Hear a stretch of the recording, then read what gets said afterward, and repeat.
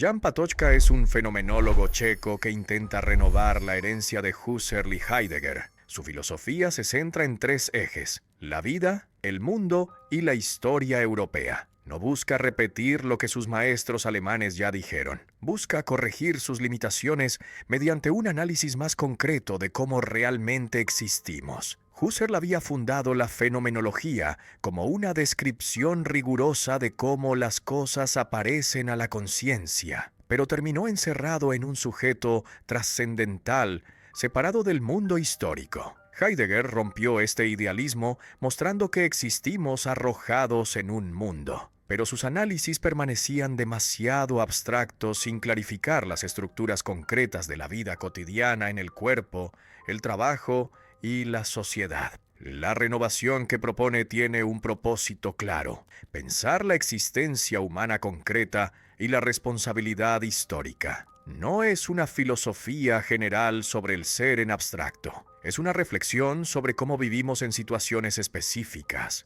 cómo nos relacionamos con otros, cómo asumimos o evadimos nuestra responsabilidad ante lo que ocurre históricamente. Busca ir más allá tanto del idealismo como del nihilismo. El idealismo cree que la razón puede resolver todos los problemas mediante el progreso continuo. El nihilismo declara que nada tiene sentido ni valor. Ambas posiciones son inadecuadas.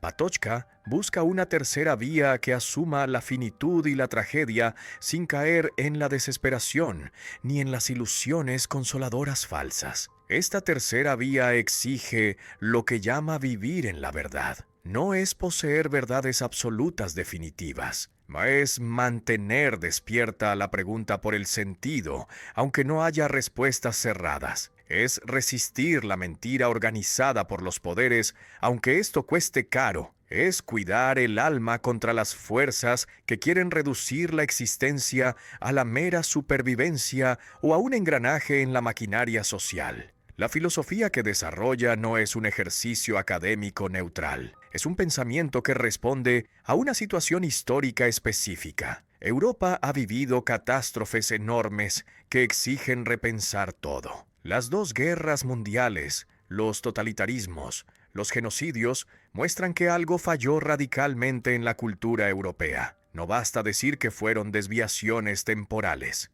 Hay que preguntar cómo pudo Europa, que inventó la democracia y los derechos humanos, generar también las destrucciones más brutales. Esta pregunta no es teórica solamente. Es existencial porque afecta directamente cómo vivimos. Si la razón ilustrada que prometía el progreso produjo también campos de exterminio, entonces debemos repensar qué significa ser racional. ¿Qué significa ser humano? ¿Qué significa vivir responsablemente en la historia? Patočka dedica su obra entera a pensar estas cuestiones sin evasiones ni simplificaciones que tranquilicen falsamente. Su fenomenología será subjetiva. No partirá del yo, sino del aparecer. Describirá tres movimientos de la existencia que componen la vida humana. Retomará la noción platónica del cuidado del alma, liberándola de los sustancialismos. Pensará la historia como la historia del alma, no solo como la economía o la técnica. Fundará los derechos humanos en la libertad interior, no en una naturaleza abstracta. Todo esto mientras vivía bajo un régimen totalitario que eventualmente lo mataría por resistir. La fenomenología tradicional partía de un sujeto trascendental como fundamento absoluto. Este sujeto no es la persona empírica que nace y muere. Es la conciencia pura que constituye toda objetividad mediante actos intencionales. El mundo depende del sujeto para tener sentido. El sujeto no depende del mundo para existir. Esta primacía garantiza la certeza. Puedo dudar de todo excepto de que yo dudo. Patočka propone una fenomenología subjetiva que invierte esta arquitectura completamente. Ya no parte de un sujeto fijo que luego se relaciona con objetos. Parte del aparecer mismo como el fenómeno primario. Hay primero un campo de manifestación donde las cosas se muestran. Dentro de este campo surgen las posiciones que llamamos sujeto y objeto. Ninguna de estas posiciones es un fundamento independiente del campo total. Un ejemplo clarifica esto. Cuando veo un árbol, la fenomenología husserliana dice: Primero hay un yo que luego se dirige al árbol, constituyéndolo como objeto. Pero la descripción subjetiva dice, hay un campo donde el árbol y la mirada aparecen juntos. No hay primero un yo solitario que luego encuentra el árbol. Hay desde el inicio una apertura donde ambos polos surgen correlacionados sin que ninguno preceda al otro. El sujeto no es un fundamento absoluto, sino una posición dentro del campo de manifestación. Es una figura que emerge en la apertura del mundo, no un arquitecto que construye el mundo desde fuera. Esta posición es histórica y encarnada, no trascendental y pura. Varía según épocas y culturas. El sujeto medieval que veía el mundo como una creación divina no es idéntico al sujeto moderno que ve el mundo como materia cuantificable. El sujeto surge dentro del aparecer, no antes de él. Esto tiene consecuencias enormes. Si el sujeto no es un fundamento, entonces la certeza cartesiana colapsa. No hay un punto arquimediano desde donde construir un conocimiento incuestionable. Estamos siempre ya en el mundo, sin garantías últimas. Esto no es un escepticismo que niega toda verdad. Es el reconocimiento de que la verdad se da en el aparecer mismo, no en un sujeto separado que la posee absolutamente. La fenomenología subjetiva no elimina al sujeto, convirtiéndolo en un epifenómeno. Lo reubica como participante en el aparecer sin privilegio fundacional. Seguimos siendo sujetos que experimentamos, pensamos, actuamos, pero nuestra subjetividad es un evento dentro del campo de manifestación, no el origen que lo genera. Somos una apertura localizada del mundo a sí mismo, no espectadores separados contemplando representaciones internas de una realidad externa inaccesible. Esta inversión libera la fenomenología del idealismo que la atrapaba en la conciencia. Permite describir cómo realmente vivimos, encarnados en cuerpos, situados en sociedades, atravesados por la historia. El mundo no es una construcción mental, es un campo compartido donde existimos junto a otros y a las cosas sin que ningún sujeto privado tenga un acceso privilegiado a una verdad que los demás no pueden alcanzar. La verdad es pública, se da en el aparecer común, no en interioridades incomunicables que cada uno guarda secretamente. El mundo de la vida es el ámbito originario donde vivimos, actuamos y comprendemos antes de toda ciencia o teoría. Cuando un físico mide la masa de una mesa, esta actividad presupone que ya sabe qué es una mesa, cómo usarla, dónde colocar los instrumentos. Este saber práctico previo no viene de las ecuaciones, viene del mundo de la vida donde las cosas ya tienen sentido antes de cualquier objetivación teórica. Este mundo no es una suma de objetos discretos, es un tejido de sentido donde las cosas se vinculan mediante referencias mutuas. La mesa remite a la silla, al plato, a la lámpara, a la habitación. Ninguno es una isla aislada. Cada uno existe en una red de relaciones que constituye su ser sin que podamos extraerlo de esta red sin destruir su sentido. Las cosas se muestran con una unidad y una continuidad de aparición. Y veo esta mesa desde múltiples perspectivas, de frente, de lado, desde arriba. Nunca veo todos sus lados simultáneamente. Sin embargo, experimento una mesa única sin que las perspectivas fragmenten la cosa en una multiplicidad desconectada. Esta síntesis no es una construcción mental que agrega impresiones separadas. Es la estructura del aparecer mismo donde la cosa se da como unidad a través de la multiplicidad. Antes de medir científicamente una mesa, ya sabemos usarla para comer o escribir. Este saber práctico no es un conocimiento proposicional que podemos verbalizar completamente. Es una comprensión encarnada que el cuerpo posee mediante hábitos adquiridos. Sabemos dónde sentarnos, cómo apoyar los codos, cuánta fuerza aplicar. Este saber motor es el mundo de la vida, donde las cosas tienen un sentido operativo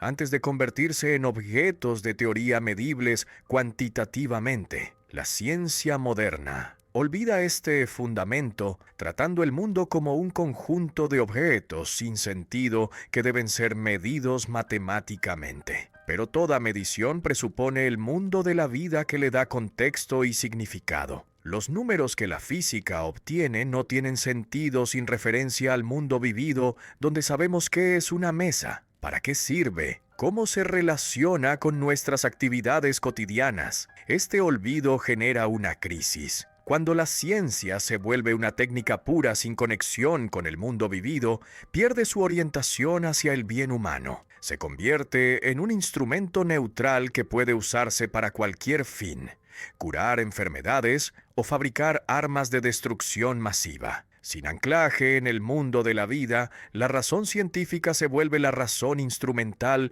que calcula la eficiencia, sin preguntarse por el sentido de lo que hace. Recuperar el mundo de la vida no significa rechazar la ciencia. Significa recordar que la ciencia es una actividad humana que surge del mundo vivido y debe servir a la vida humana. La física que mide la mesa no reemplaza el saber práctico de cómo usarla. Lo presupone y debe orientarse por él. Una ciencia que olvida el mundo de la vida se vuelve peligrosa porque pierde contacto con la realidad concreta donde vivimos y morimos. Husserl reconoció correctamente la importancia del mundo de la vida, pero lo traicionó después al volver al yo trascendental intocable como centro último. Quería salvar la objetividad científica fundamentándola en una subjetividad pura que constituyera el sentido de todo lo que aparece. Este movimiento contradice su propio descubrimiento. Si el mundo de la vida es primario, entonces ningún yo trascendental puede ser más fundamental que él. La crítica no rechaza todo lo que Husserl hizo. Acepta el método fenomenológico de describir cómo las cosas se muestran sin imponer teorías previas. Acepta la idea de la intencionalidad. La conciencia siempre es conciencia de algo. Acepta la reducción fenomenológica que suspende las creencias naturales para ver mejor, pero rechaza la conclusión idealista. El yo no es un fundamento. El aparecer es más básico que cualquier sujeto que aparezca en él. Heidegger rompió con el idealismo husserliano, mostrando que existimos arrojados en un mundo, finitos, históricos, mortales. Esta atención a la historicidad y a la finitud es un avance enorme. Pero Heidegger no analizó suficientemente las estructuras básicas del estar en el mundo cotidiano. Sus descripciones del Dasein son abstractas. Habla del ser en el mundo, pero no clarifica cómo realmente vivimos en el cuerpo, en el trabajo, en las relaciones sociales concretas. Patočka quiere una fenomenología más concreta. No basta decir que somos seres para la muerte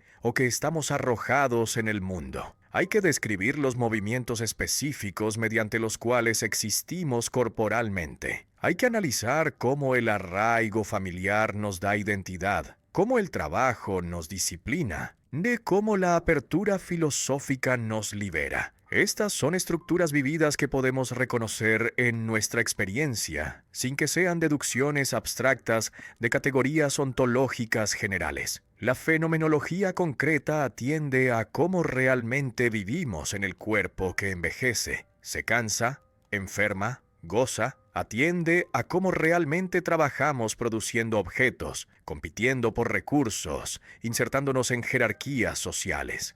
Atiende a cómo realmente nos relacionamos con otros mediante el lenguaje, el amor, el conflicto, la solidaridad. Estas descripciones no son una psicología empírica ni una sociología. Son una fenomenología que muestra las estructuras esenciales de la vida humana tal como se vive desde dentro sin reducirla a mecanismos causales externos. La crítica busca una síntesis superior que conserve lo mejor de ambos maestros, eliminando sus unilateralidades. De Husserl conserva el rigor descriptivo y el mundo de la vida. De Heidegger conserva la historicidad y la finitud. Pero va más allá de ambos mediante el análisis de los tres movimientos de la existencia, que describen concretamente cómo vivimos sin caer ni en el idealismo, ni en la abstracción ontológica excesiva. La existencia humana no es simple ni homogénea. Se compone de tres movimientos entrelazados que operan simultáneamente, aunque con diferentes intensidades según momentos y situaciones. no son etapas sucesivas que atravesamos cronológicamente. Son dimensiones siempre presentes que se mezclan constituyendo la totalidad de la vida. Los tres movimientos son el arraigo, el trabajo y la lucha, la apertura a la verdad. No cada uno marca una forma distinta de relacionarnos con el mundo y con nosotros mismos. En el arraigo vivimos protegidos por los vínculos familiares y las tradiciones heredadas. En el trabajo producimos y competimos manteniendo nuestra situación social. En la apertura cuestionamos todo buscando la verdad aunque sea incómoda. Estos movimientos no se excluyen mutuamente. Puedo estar arraigado en mi familia, mientras trabajo en una empresa, mientras me pregunto filosóficamente por el sentido de todo esto. Los tres coexisten aunque a veces uno predomina temporalmente. Durante la infancia el arraigo es más fuerte. Durante la vida adulta el trabajo domina. En momentos de crisis la apertura se impone cuestionando lo que antes aceptábamos sin preguntas. Juntos componen la totalidad de la vida humana sin que ninguno sea más importante que otros. El arraigo da la identidad y la seguridad emocional. El trabajo da la capacidad de transformar el mundo y sobrevivir materialmente. La apertura da la libertad y la responsabilidad ética. Una vida completa necesita los tres. Una vida que solo tiene arraigo es infantil. Una vida que solo tiene trabajo es alienada. Una vida que solo tiene apertura es abstracta y desenraizada. La teoría de los tres movimientos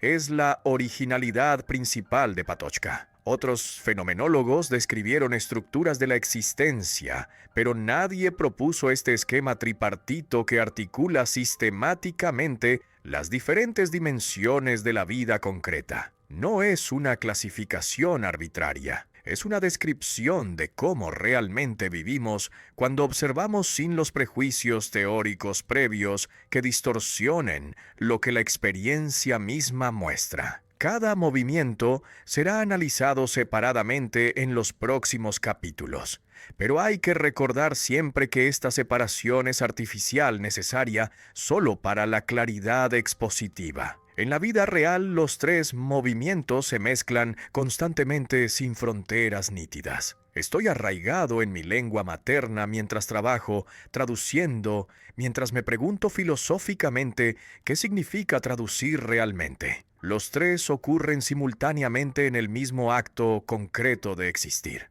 El movimiento de arraigo es donde vivimos inmersos en los vínculos naturales y sociales que nos protegen. Aquí experimentamos la seguridad básica, la pertenencia a un grupo, la confianza en que el mundo es acogedor. Es la esfera de la familia que nos cuida, la tierra natal que reconocemos, las costumbres que nos guían sin que debamos decidir constantemente qué hacer. Nacemos en una lengua específica que ya estructura cómo pensamos antes de que podamos elegir pensar de otra manera. Crecemos en una cultura que nos da valores, normas, rituales que seguimos espontáneamente sin cuestionarlos. Habitamos una casa que sentimos como un refugio seguro donde podemos relajarnos sin estar alerta permanentemente. Todos estos vínculos constituyen el arraigo que nos da la identidad sin que hayamos decidido tenerla. Este movimiento nos da identidad, pero también puede encerrarnos en lo dado. Nos identificamos como miembro de esta familia,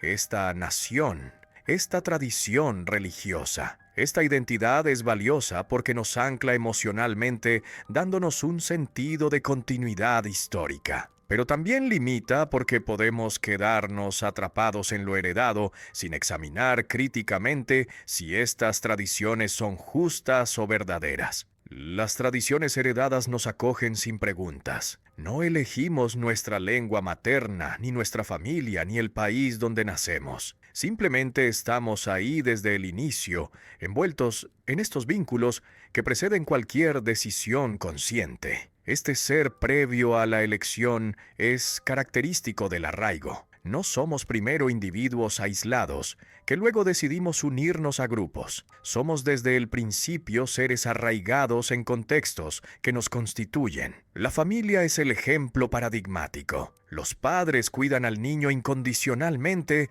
sin que el niño deba merecer este cuidado mediante logros. Este amor incondicional crea la confianza básica en que el mundo es bueno, en que hay lugar para mí, en que puedo existir sin justificar constantemente mi existencia. Esta confianza fundacional es necesaria para cualquier desarrollo posterior saludable, pero el arraigo tiene límites. Si permanecemos solo en este movimiento, sin salir nunca hacia el trabajo y la apertura, nos volvemos infantiles dependiendo excesivamente de las protecciones externas. El arraigo debe complementarse con los otros movimientos que nos sacan del hogar hacia el mundo exterior, donde debemos esforzarnos y cuestionarnos. Una vida completamente arraigada, sin conflicto ni pregunta, es una vida que no ha madurado, permaneciendo en la seguridad cómoda que evita los riesgos necesarios para el crecimiento. Salimos del hogar protegido hacia el mundo del trabajo, donde todo cuesta esfuerzo. La vida se convierte en una producción continua, tareas que cumplir, roles que desempeñar. Aquí nadie nos cuida incondicionalmente. Debemos ganar nuestro lugar mediante el rendimiento. El estudiante debe aprobar exámenes. El empleado debe cumplir objetivos. El agricultor debe cultivar la tierra. Todos debemos esforzarnos constantemente o seremos excluidos. Este segundo movimiento es el del trabajo y la lucha como actividades que mantienen y transforman nuestra situación material y social. Construimos casas, fabricamos herramientas, organizamos empresas, competimos por recursos escasos. La esfera económica domina aquí. No basta querer comer. Hay que trabajar para conseguir dinero que compre comida. No basta querer descansar. Hay que cumplir primero las obligaciones laborales que financian el tiempo libre. Nos insertamos en jerarquías que no elegimos completamente. El aprendiz obedece al maestro. El empleado sigue órdenes del jefe. El soldado acata al comandante. Estas estructuras de mando disciplinan nuestro comportamiento haciéndolo predecible y útil para el sistema productivo. La disciplina es clave. Levantarse a la misma hora, cumplir horarios, repetir procedimientos estandarizados. El cuerpo se adapta a ritmos impuestos externamente, perdiendo la espontaneidad del juego infantil. La lucha es inseparable del trabajo. Competimos con otros por empleos, ascensos, reconocimiento. Esta competencia no es siempre abiertamente violenta, pero es constante. Quien no compite queda atrás sin recursos para mantener un nivel de vida digno. La lógica es clara. O trabajas eficientemente, o eres reemplazado por quien lo hace mejor. Esta presión genera una ansiedad permanente. Nunca podemos relajarnos completamente porque siempre hay alguien que puede quitarnos lo que tenemos. Este movimiento nos saca del hogar enseñándonos a transformar el mundo mediante la acción efectiva. El niño arraigado solo recibe. El adulto trabajador produce. Esta capacidad de producción es un logro importante. Nos volvemos independientes materialmente sin depender de las protecciones familiares. Desarrollamos habilidades específicas dominando técnicas que nos dan poder sobre la naturaleza y sobre nuestras circunstancias sociales. Pero el trabajo también nos ata a la necesidad y a la técnica sin que podamos escapar fácilmente. Debemos trabajar para vivir. Esta necesidad limita nuestra libertad, reduciéndola a elegir entre opciones que el mercado laboral ofrece. No podemos elegir no trabajar sin caer en la pobreza. No podemos elegir qué trabajar sin considerar qué paga suficiente. La técnica domina porque solo los métodos eficientes sobreviven. La pregunta por el sentido del trabajo queda subordinada a la pregunta por su rentabilidad. Una vida dominada solo por el segundo movimiento es la alienación. El trabajador obsesionado solo con producir más pierde contacto con el arraigo familiar y con la apertura filosófica. Ya se convierte en un engranaje de un sistema que no cuestiona. Trabaja para consumir, consume para seguir trabajando. Este ciclo vacío es la crítica central que la filosofía hace al mundo moderno, donde el trabajo ha invadido todos los espacios de la existencia, eliminando tanto el hogar acogedor como la pregunta por el sentido último. Hay momentos donde el arraigo familiar se revela insuficiente y el trabajo productivo pierde sentido. Las tradiciones heredadas ya no convencen. Las tareas cotidianas parecen absurdas. La vida cómoda se siente vacía. En estos momentos puede surgir el tercer movimiento, la apertura, donde el ser humano cuestiona el mundo y a sí mismo, entrando en una existencia expuesta, sin refugios simples. Este es un movimiento de ruptura radical. Y en él rompemos con las seguridades del hogar, preguntando si las costumbres familiares son justas. Rompemos con la lógica del trabajo, preguntando si vale la pena dedicar la vida a producir más objetos que nadie necesita realmente. Estas preguntas destruyen las certezas cómodas que protegían contra la angustia existencial. Ya no podemos volver a la inocencia del niño que cree todo lo que le dicen.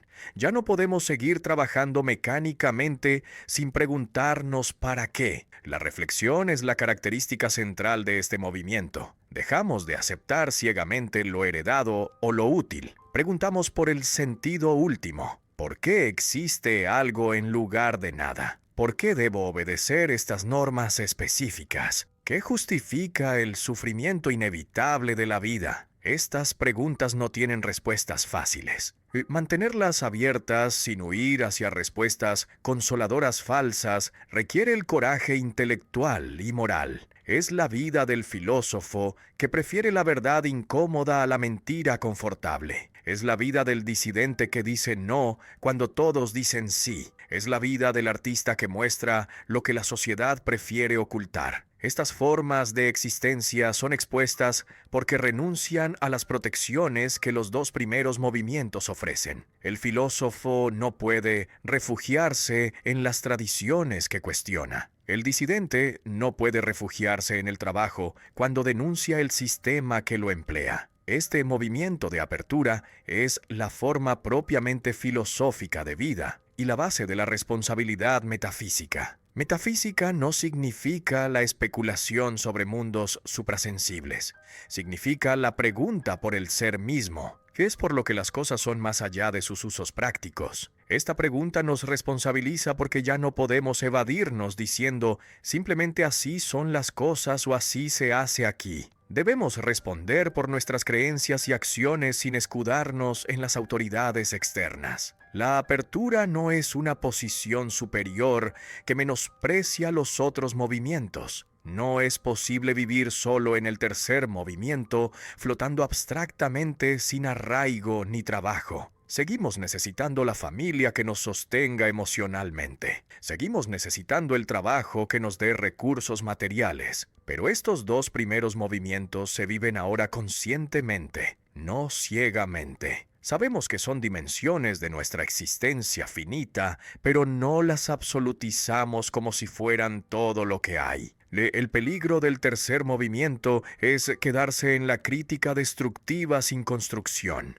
Cuestionar todo sin afirmar nada conduce al nihilismo que paraliza la acción. La apertura genuina no es el escepticismo que duda de todo cínicamente. Es la búsqueda honesta de la verdad que acepta no tener certezas absolutas, pero mantiene viva la pregunta porque la verdad importa aunque sea difícil alcanzarla completamente. Platón había enseñado que la filosofía es el cuidado del alma. El alma inmortal debe purificarse de las contaminaciones del cuerpo mediante la vida contemplativa que la prepare para retornar al mundo de las ideas puras después de la muerte. Esta doctrina convirtió el alma en una sustancia separada, en una entidad metafísica que preexiste al cuerpo y sobrevive sin él. Patočka retoma la idea del cuidado del alma como el núcleo de la filosofía, pero rechaza la sustancialización. El alma no es una cosa inmortal que habita temporalmente en un cuerpo mortal.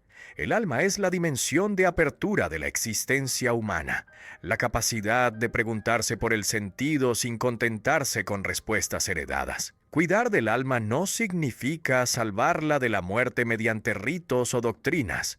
Significa mantenerla despierta contra las fuerzas que quieren dormirla.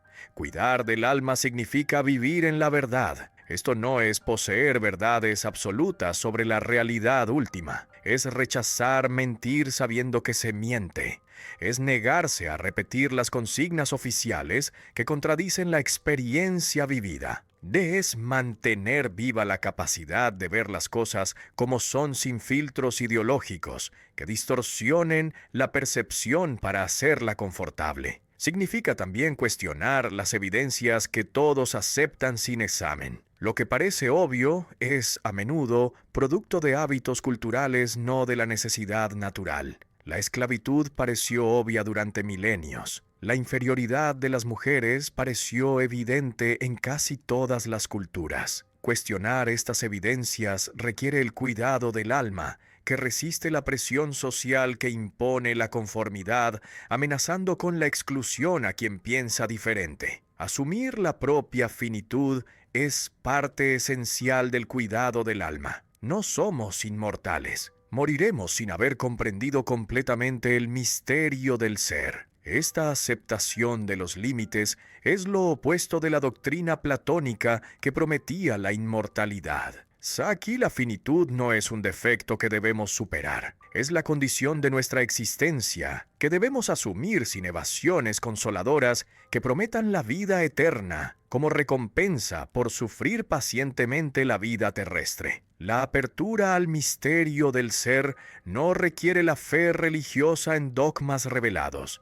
Es simplemente reconocer que hay más de lo que nuestras teorías capturan, que la realidad desborda nuestros conceptos, que el ser se da sin agotarse en ninguna explicación definitiva. Este reconocimiento no es la ignorancia que debemos eliminar mediante más investigación. Es la sabiduría que acepta que algunas preguntas fundamentales permanecerán abiertas sin que esto nos excuse de seguir preguntando. No es salvar un alma inmortal, sino mantener despierta la capacidad de preguntar. Esta capacidad se duerme fácilmente. La rutina diaria la adormece. La propaganda la narcotiza. El consumismo la distrae. El miedo la paraliza. Contra todas estas fuerzas, el cuidado del alma lucha sin pausa manteniendo viva la pregunta que hace humana la existencia. Cuando dejamos de preguntar, nos volvemos animales bien adaptados, o máquinas eficientes, pero dejamos de ser propiamente humanos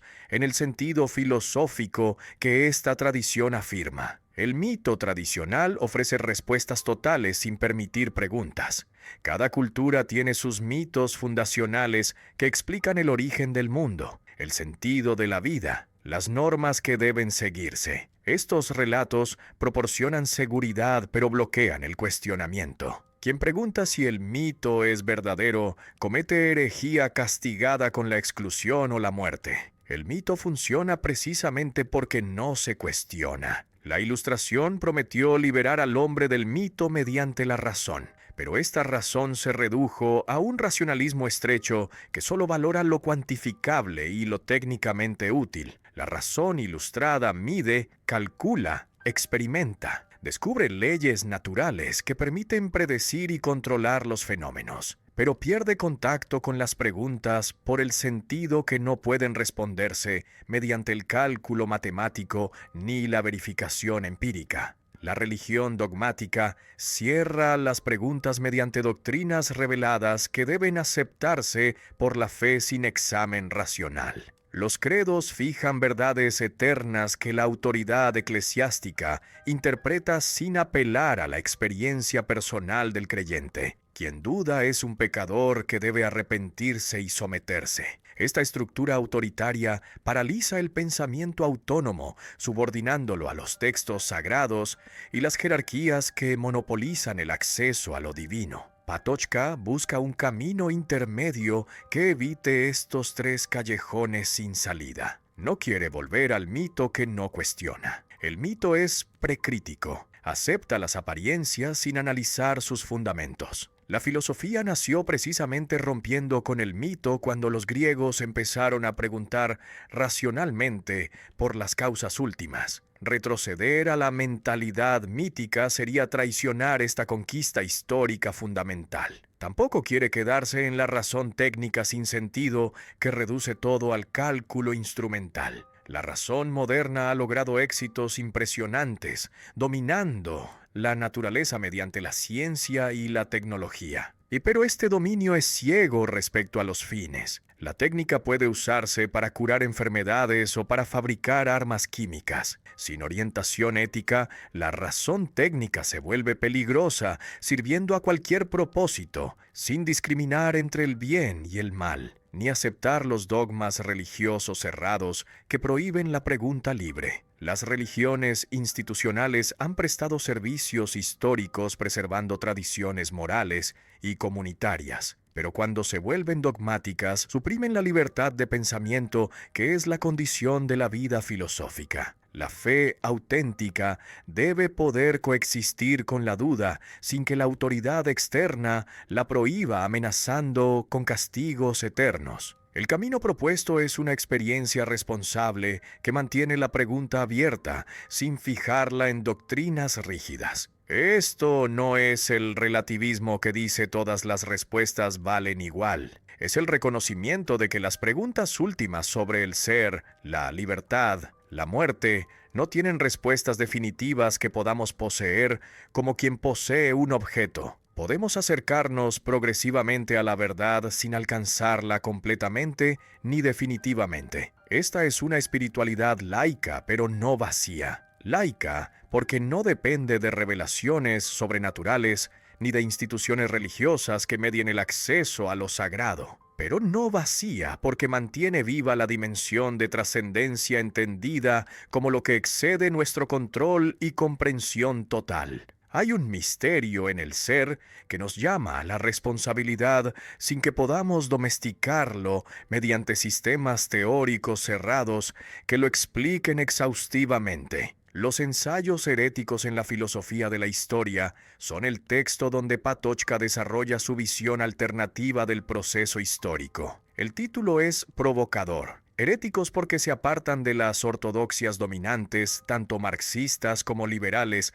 que explican la historia mediante factores materiales o institucionales sin considerar la dimensión espiritual. La historia es ante todo la historia del alma y de su despertar. Los eventos históricos importantes no son solo cambios en los modos de producción o las formas de gobierno, son transformaciones en cómo los humanos se comprenden a sí mismos, en cómo viven su relación con la verdad, en cómo asumen o evaden su responsabilidad ante lo que ocurre. La historia económica y política es importante, pero derivada de esta historia más profunda del alma. Se distancia de las explicaciones puramente materiales o técnicas que dominan las ciencias sociales modernas. El materialismo histórico marxista explica todo mediante las relaciones de producción y la lucha de clases. El institucionalismo liberal explica todo mediante el desarrollo de los mercados y los estados de derecho. Ambas perspectivas olvidan que los humanos no son solo agentes económicos o políticos. Son también seres que buscan sentido, que preguntan por la verdad, que pueden resistir los poderes opresivos mediante decisiones libres que ninguna estructura material determina completamente. Subraya el papel de la libertad, de las rupturas y de la responsabilidad espiritual en los giros históricos decisivos. La libertad no es una ilusión generada por la ignorancia de las causas que nos determinan. Es la capacidad real de actuar de otra manera, de romper con lo establecido, de iniciar algo nuevo que las condiciones previas no predeterminaban necesariamente. Las grandes transformaciones históricas ocurren cuando individuos o grupos ejercen esta libertad arriesgando todo por vivir según la verdad que descubren. Las rupturas son momentos donde las continuidades se quiebran. La revolución científica del siglo XVII rompió con la cosmología medieval. La Revolución Francesa rompió con el orden monárquico. Estas rupturas no son solo cambios graduales acumulativos, son saltos cualitativos donde algo radicalmente nuevo emerge que no puede explicarse solo proyectando las tendencias previas hacia adelante. La libertad humana introduce la discontinuidad en el proceso histórico, impidiendo que sea completamente predecible. La historia no es solo la economía o el poder, es también la lucha por vivir en la verdad contra las fuerzas que quieren ocultar la realidad. Cada época tiene sus mentiras oficiales, que los poderes establecidos imponen mediante la propaganda, la censura, la violencia. La lucha histórica fundamental no es solo entre clases económicas o naciones rivales, es entre quienes aceptan vivir en la mentira cómoda y quienes insisten en ver las cosas como son, aunque esto cueste caro socialmente. Esta visión de la historia no niega la importancia de los factores materiales, las condiciones económicas, las tecnologías disponibles, las estructuras de poder limitan lo que es posible en cada época. Pero estos factores no determinan completamente lo que ocurre.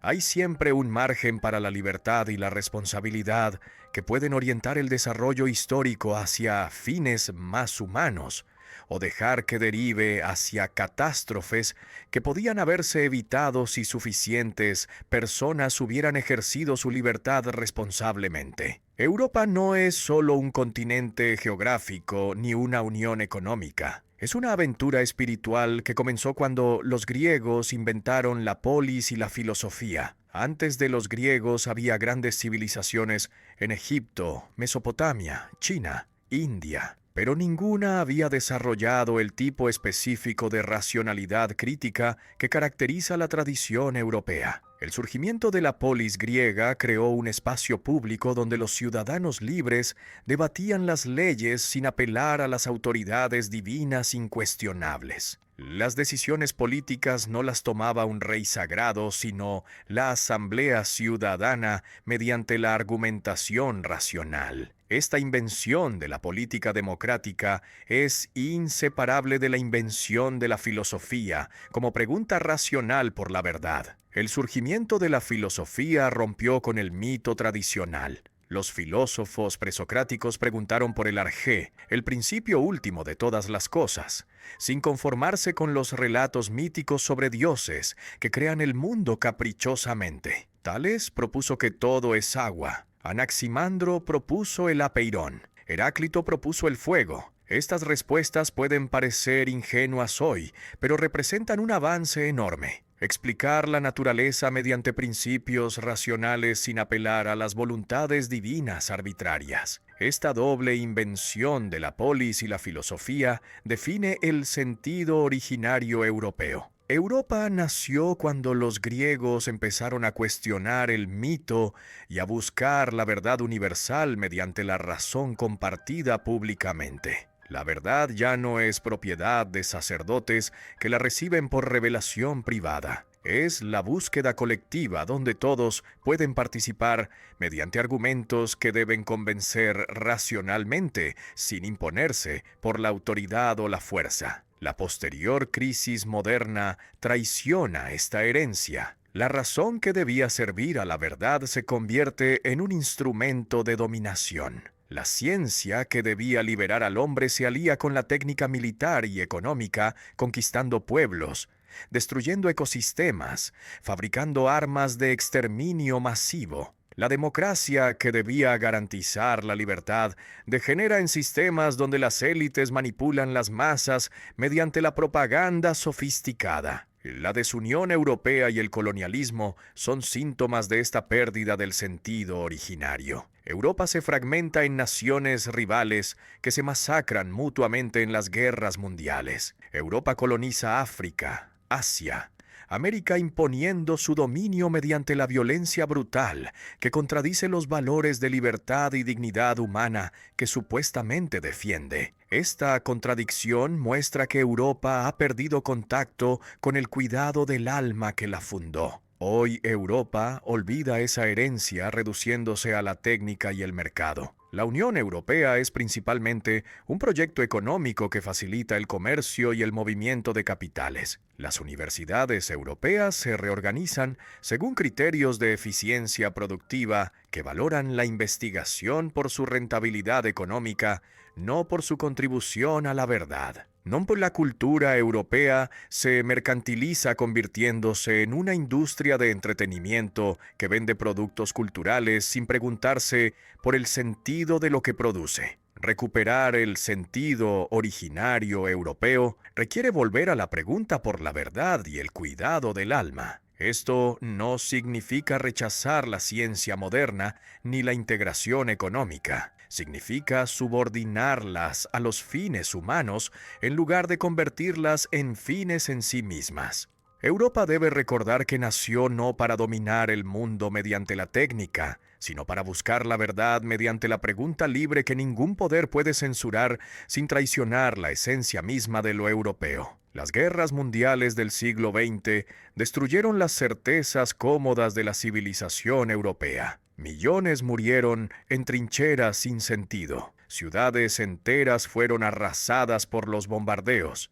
Los campos de exterminio industrializaron el asesinato masivo. Estas experiencias límites sacudieron a quienes las vivieron, revelando la fragilidad de todo lo que la modernidad prometía como el progreso garantizado. Patočka reflexiona sobre este estremecimiento como un fenómeno que transforma radicalmente a quienes lo experimentan. No es solo un trauma psicológico que la terapia pueda curar. Es una revelación existencial que quiebra las ilusiones sobre la naturaleza humana y el curso de la historia. Los sacudidos han visto que la civilización es una cáscara delgada sobre un abismo de barbarie que puede abrirse en cualquier momento sin aviso previo. Habla de una solidaridad de los sacudidos como una forma nueva de comunidad. No es la solidaridad basada en intereses compartidos como la de los trabajadores que se unen para defender los salarios. No es la solidaridad étnica o nacional que une a quienes comparten sangre o territorio. Es la solidaridad entre quienes han pasado juntos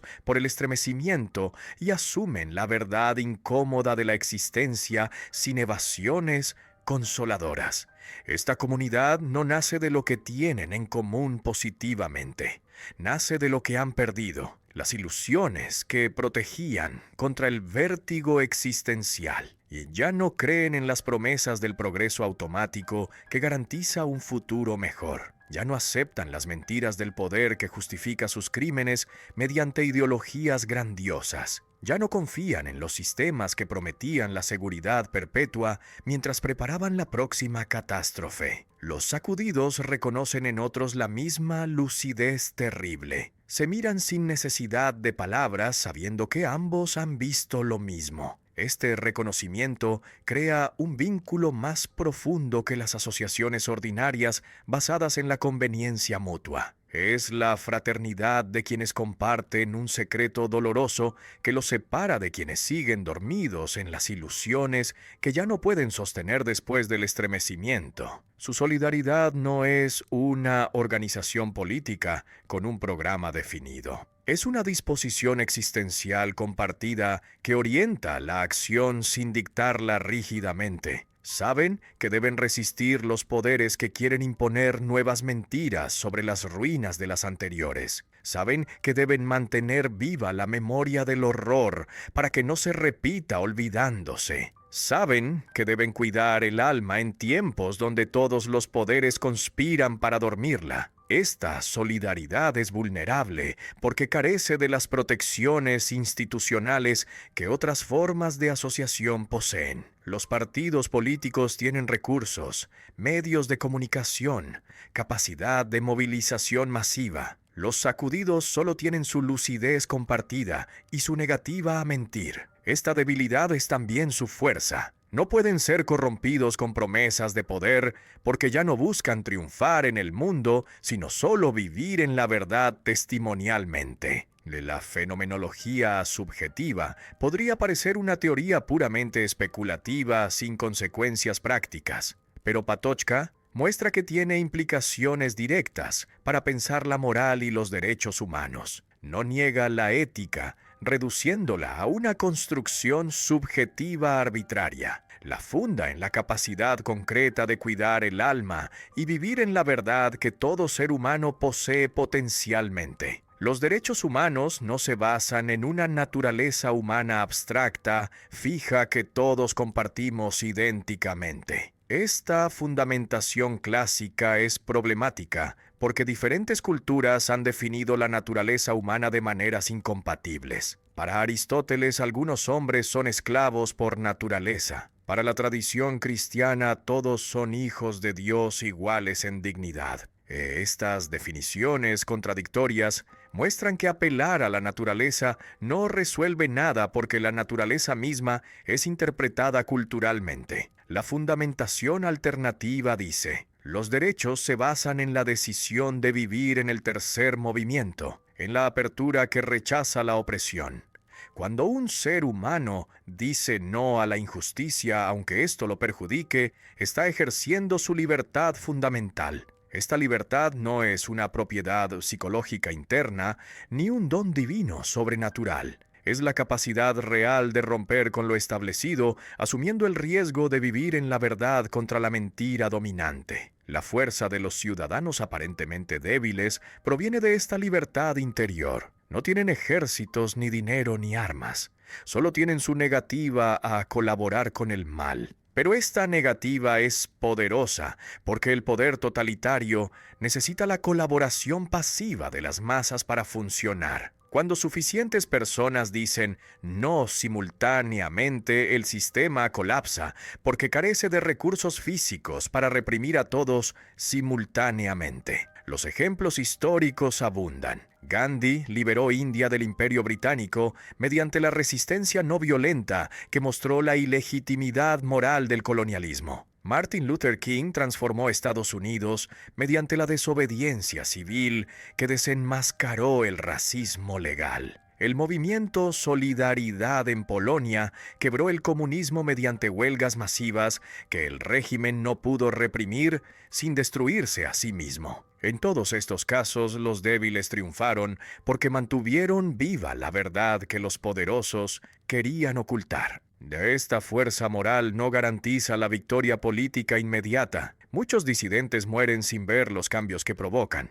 Muchas protestas son aplastadas violentamente sin lograr reformas, pero la victoria no se mide solo por los resultados inmediatos. Se mide también por el testimonio que se preserva, inspirando las resistencias futuras. Los mártires que mueren sin traicionar la verdad demuestran que el poder totalitario no puede dominar completamente el alma humana, que mantiene su libertad interior incluso bajo la tortura. La responsabilidad política no es solo de los gobernantes, es de cada ciudadano que colabora o resiste. Obedecer órdenes criminales diciendo solo cumplía instrucciones es una evasión que Nuremberg rechazó. Cada persona debe decidir qué órdenes obedece y cuáles rechaza arriesgando las consecuencias. Esta responsabilidad individual es pesada porque nadie puede esconderse tras el anonimato de la masa diciendo todos lo hacían sin que esto lo excuse de su participación personal en el mal colectivo. Patočka no define un Dios positivo con atributos específicos. No afirma que exista un ser supremo creador omnipotente que gobierna el universo providencialmente. No niega tampoco estas doctrinas explícitamente. Simplemente las deja en suspenso porque su fenomenología no puede verificarlas ni refutarlas mediante la descripción de lo que aparece en la experiencia directa. Pero habla de una dimensión que excede todo objeto y toda representación. Hay algo en la experiencia humana que desborda lo manipulable técnicamente y lo explicable científicamente. No es un objeto entre objetos que podamos estudiar empíricamente, y no es una representación mental que podamos analizar psicológicamente. Es lo que retrocede indefinidamente cuando intentamos capturarlo conceptualmente, permaneciendo siempre más allá de nuestras categorías. La tercera forma de vida abierta a lo no dado apunta a una trascendencia, sin definirla dogmáticamente. Lo no dado es lo que no aparece como objeto disponible para el uso práctico o el conocimiento teórico. Es el horizonte último que rodea todo lo que aparece sin aparecer el mismo como contenido determinado. Es el ser mismo diferenciándose de todos los entes particulares sin que podamos convertirlo en un ente supremo que fundamentaría a los demás. Esta trascendencia se entiende como el misterio que llama a la responsabilidad, no como un sistema cerrado de doctrinas. El misterio no es la ignorancia temporal que la ciencia eliminará progresivamente. Es la dimensión permanente de lo real que resiste toda iluminación total. Llamarnos a la responsabilidad significa exigirnos una respuesta ética, sin dictarnos qué responder específicamente. Somos responsables ante algo que no controlamos ni comprendemos completamente, pero que no podemos ignorar sin degradarnos. No es la fe en un Dios personal que escucha oraciones y castiga pecados. Las religiones teístas personalizan la trascendencia, convirtiéndola en un sujeto divino con voluntad e intenciones. Esta personalización facilita la relación devocional, pero traiciona el misterio, reduciéndolo a las categorías antropomórficas. El Dios personal es una proyección humana ampliada, no la alteridad radical que desborda toda proyección. Es la experiencia de algo mayor que nos desborda y nos exige una respuesta ética sin que podamos domesticarlo. Esta experiencia no es un privilegio de místicos excepcionales. Es accesible a cualquiera que mantiene abierta la pregunta por el sentido sin clausurarla prematuramente mediante respuestas consoladoras. Cuando preguntamos por qué existe algo en lugar de nada, cuando nos asombramos ante el hecho bruto de que hay ser, cuando experimentamos la contingencia radical de todo lo que es, tocamos este misterio sin comprenderlo. La exigencia ética viene de este misterio sin que entendamos completamente por qué nos obliga. No podemos derivar lógicamente deberes específicos de la estructura del ser. No hay un puente directo del es al debe. Pero la experiencia del misterio nos responsabiliza mostrando que no somos los propietarios absolutos de nuestra existencia, ni los amos del sentido. Recibimos la vida sin haberla pedido. Estamos arrojados en el mundo sin haber elegido nacer. Esta pasividad fundamental nos obliga a responder agradecidamente, o al menos responsablemente, ante lo que se nos ha dado sin que lo merezcamos ni lo controlemos. Aristóteles aporta la idea fundamental de que la vida es movimiento. No hay vida estática. Todo organismo vivo se mueve constantemente. Crece, se alimenta, se reproduce, muere. Este movimiento no es un desplazamiento en el espacio solamente. Es la actualización de potencias. Ve el paso de lo que puede ser a lo que es efectivamente. Los tres movimientos de la existencia que Patočka describe retoman esta intuición aristotélica, aplicándola específicamente a la vida humana. Platón contribuye con la ética del despertar. Los hombres viven en la caverna, viendo sombras que confunden con la realidad. El filósofo sale de la caverna descubriendo que había estado engañado. Debe regresar para liberar a los prisioneros, aunque éstos lo rechacen violentamente. Esta alegoría ilustra perfectamente lo que significa cuidar del alma, despertar de las ilusiones comunes y ayudar a otros a despertar aunque sea peligroso hacerlo. Husserl, Heidegger y Merleau-Ponty proporcionan el método de descripción del mundo vivido.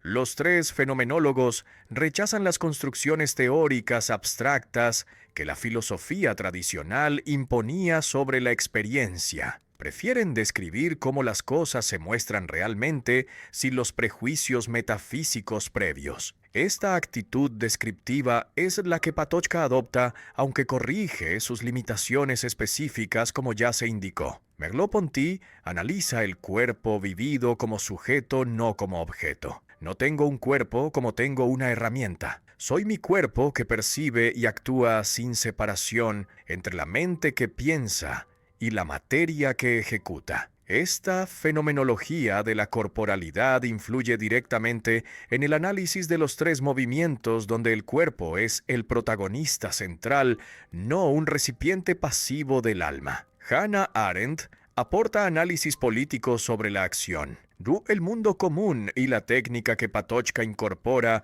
pensando la esfera pública. Arendt distingue la labor, el trabajo y la acción como tres actividades humanas fundamentales. Esta distinción resuena con los tres movimientos, aunque no coincide exactamente. Ambos pensadores comparten la preocupación por la pérdida del mundo común en la modernidad, donde los individuos aislados se relacionan solo mediante el cálculo instrumental. De Aristóteles toma la noción de que la vida es movimiento, sin confundirlo con el mero cambio físico. De Platón toma la ética del despertar, sin aceptar la teoría de las ideas eternas separadas. De los fenomenólogos toma el método descriptivo sin quedarse en el idealismo trascendental ni en la ontología abstracta. Estos préstamos selectivos componen una síntesis original que no es un eclecticismo superficial, sino una integración coherente de los insights diversos. El diálogo con estos autores no es una erudición académica que cita autoridades para impresionar. Es un trabajo filosófico vivo que retoma los problemas genuinos, intentando resolverlos mejor que los predecesores. La filosofía avanza mediante esta conversación intergeneracional, donde cada pensador hereda preguntas, critica respuestas insuficientes y propone soluciones nuevas que otros criticarán después, continuando el proceso indefinidamente. Durante décadas, Patočka enseñó filosofía clandestinamente porque el régimen comunista checoslovaco lo expulsó de la universidad. Daba seminarios privados en departamentos donde los estudiantes arriesgaban sus carreras asistiendo. La policía secreta vigilaba estas reuniones, interrogando periódicamente a los participantes para intimidarlos. Esta represión constante hacía del filosofar un acto de resistencia política, aunque los textos discutidos fueran griegos clásicos sin contenido subversivo obvio. La Carta 77 fue un documento colectivo firmado en enero de ese año por intelectuales checoslovacos denunciando la violación sistemática de los derechos humanos por el régimen. El gobierno había firmado acuerdos internacionales comprometiéndose a respetar las libertades básicas, pero los violaba rutinariamente. La carta simplemente pedía que cumpliera sus propios compromisos legales sin proponer la revolución ni el cambio de sistema. Patočka firmó sabiendo las consecuencias. Tenía casi 70 años, una salud frágil, ninguna protección institucional. De firmar garantizaba la persecución intensificada. Pero no firmar habría sido traicionar todo lo que había enseñado sobre vivir en la verdad. La filosofía del cuidado del alma exige la coherencia entre la teoría y la práctica. No puede predicarse la verdad en los seminarios privados y colaborar con la mentira en la vida pública por la cobardía o la conveniencia. Las autoridades interrogaron repetidamente a los firmantes intentando que se retractaran. Los interrogatorios eran largos, agotadores, diseñados para quebrar psicológicamente a las personas mayores sin recursos físicos para resistir la presión sostenida. Durante uno de estos interrogatorios, Patočka sufrió un colapso cerebrovascular. Murió poco después sin recuperarse. Tenía 69 años. De su muerte simboliza el costo extremo del cuidado del alma en contextos de la injusticia política. No fue un mártir que buscara deliberadamente la muerte por una causa gloriosa. Fue un pensador que simplemente mantuvo la coherencia entre la filosofía y la vida, pagando el precio que el poder totalitario exige a quienes se niegan a mentir. Esta coherencia es rara porque es cara. Muchos intelectuales acomodan sus principios a las circunstancias para preservar la comodidad y la seguridad. Su filosofía no fue solo una teoría académica, sino una práctica de resistencia. Los conceptos que elaboró sobre la libertad, la responsabilidad, la verdad no eran especulaciones abstractas. Eran herramientas conceptuales para comprender y enfrentar la situación histórica concreta donde vivía. La fenomenología asubjetiva. Los tres movimientos, desde el cuidado del alma, cobraban un significado existencial urgente bajo un régimen que negaba la libertad humana, reduciéndola a un engranaje en la maquinaria estatal totalitaria. El testimonio que dejó inspira las resistencias posteriores. Cuando el comunismo colapsó en Europa del Este, Václav Havel, quien también firmó la Carta 77, se convirtió en el presidente de Checoslovaquia. Havel reconoció explícitamente la influencia de Patočka en su pensamiento político sobre el poder de los sin poder y la política de la verdad contra la vida en la mentira que el totalitarismo imponía sistemáticamente. La fenomenología de Patočka influye en los debates contemporáneos sobre múltiples temas urgentes. Los derechos humanos necesitan una fundamentación que no sea ni religiosa dogmática ni positivista arbitraria. La propuesta de fundarlos en la capacidad de cuidar el alma y vivir en la verdad ofrece una alternativa que respeta el pluralismo cultural, sin caer en el relativismo que haría imposible criticar las injusticias desde fuera de cada cultura particular. El sentido de Europa se debate constantemente entre quienes la reducen a un mercado común y quienes buscan una identidad espiritual compartida. El análisis de Europa como la aventura del alma, que nació con la polis griega, y la filosofía proporciona una narrativa histórica que no es un nacionalismo excluyente ni un economicismo sin valores. Europa puede reconocerse en esta herencia sin imponerla imperialísticamente a otras civilizaciones. La crítica a la civilización técnica nihilista resuena con las preocupaciones ecológicas, existenciales y políticas actuales. La técnica domina la vida moderna sin una orientación ética clara. Destruimos los ecosistemas, fabricamos armas, vigilamos a los ciudadanos usando tecnologías sofisticadas sin preguntarnos suficientemente si deberíamos hacerlo. La denuncia de la razón instrumental que se autonomiza y sirve a cualquier fin es más relevante hoy que cuando se formuló. La combinación del análisis del mundo de la vida, los movimientos de la existencia y el cuidado del alma ofrece recursos filosóficos integrados. No son tres teorías separadas. Son aspectos de una fenomenología sistemática que describe la existencia humana concreta sin idealismos ni reduccionismos. Este sistema puede aplicarse pensando problemas diversos, desde la educación hasta la política internacional, sin que sea una receta mecánica que se aplica automáticamente.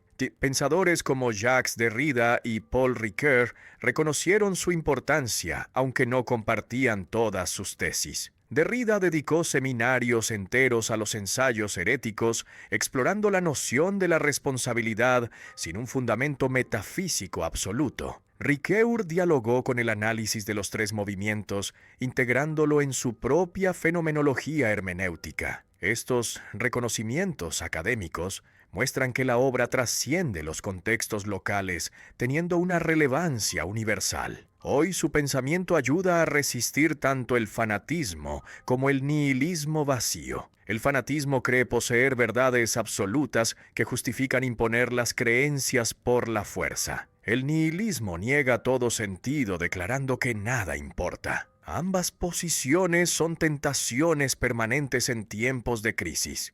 La tercera vía propuesta mantiene la pregunta por la verdad sin cerrarla dogmáticamente ni abandonarla cínicamente. Las sociedades democráticas enfrentan amenazas nuevas que Patočka no conoció: la vigilancia digital masiva, la manipulación algorítmica, la crisis climática, las pandemias globales, pero los principios fundamentales que articuló permanecen aplicables. Vivir en la verdad significa resistir las mentiras oficiales, aunque provengan de gobiernos democráticamente elegidos. Cuidar el alma significa mantener la capacidad crítica contra los sistemas que quieren convertirnos en consumidores pasivos o usuarios predecibles sin autonomía real. Su legado es una invitación permanente a pensar responsablemente sin evasiones. no ofrece soluciones técnicas a problemas específicos. Le ofrece una orientación existencial que cada generación debe reinterpretar respondiendo a sus circunstancias históricas particulares. La libertad responsable no es un programa político concreto.